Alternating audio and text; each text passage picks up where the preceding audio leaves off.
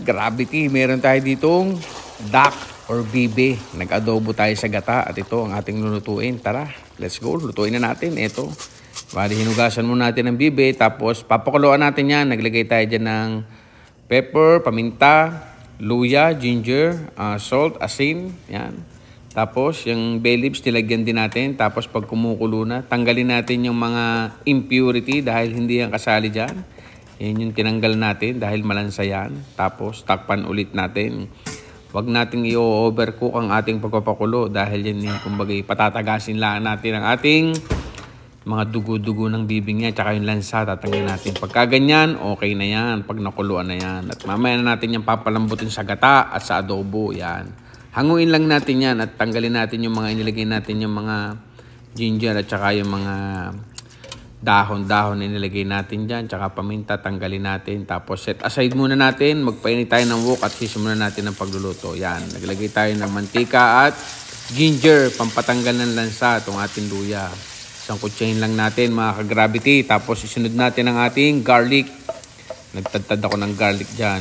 Papalabasin natin ang aroma niyan. Tapos pag nabas na yung aroma, syempre susunod natin yung ating luya. Luya, ano ba yan?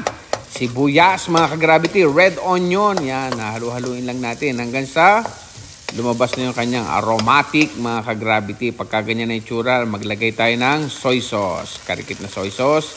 Lagyan din natin yan ng oyster sauce mga ka-gravity.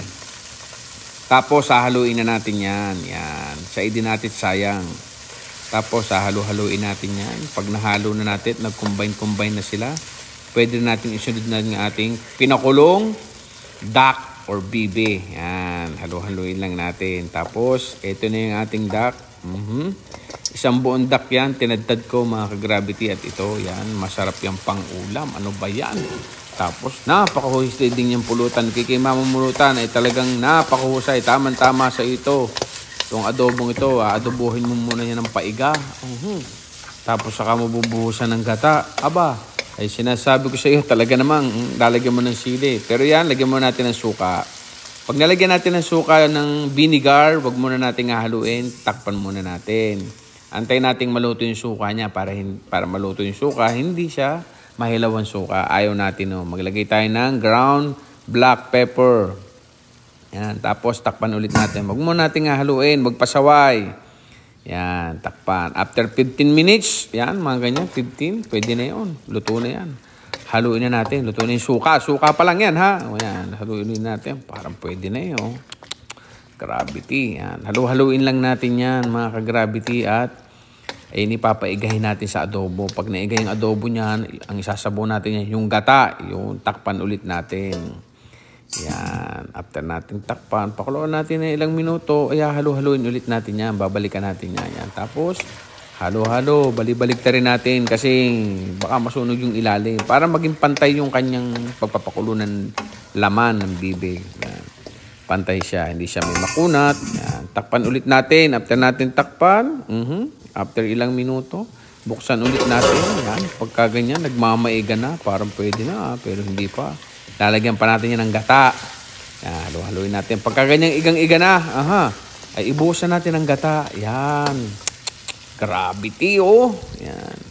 Yung gatang yan na magpapasarap dyan. Yan. Tapos halu-haluin ulit natin. Yan. Halo lang. Yan yung pagkaniig. Papalaputin natin yung pinakagata na yan. At yan yung pag lumapot, napakasarap niyang isabaw sa kanin. Ano ba yan? Halu-haluin lang natin at tatakpan ulit natin yan. After natin takpan, ilang minuto, syempre, bubuklatin ulit natin yan. Yan, kita nyo naman yan, oh. Ayan na. Parang pwede na, oh. Nagmamakulo na. Konting iga pa. Konting iga pa ay pwede na. Pagka yan medyo malambot pa, medyo matigas pa, pwede kayo maglagay ng tubig.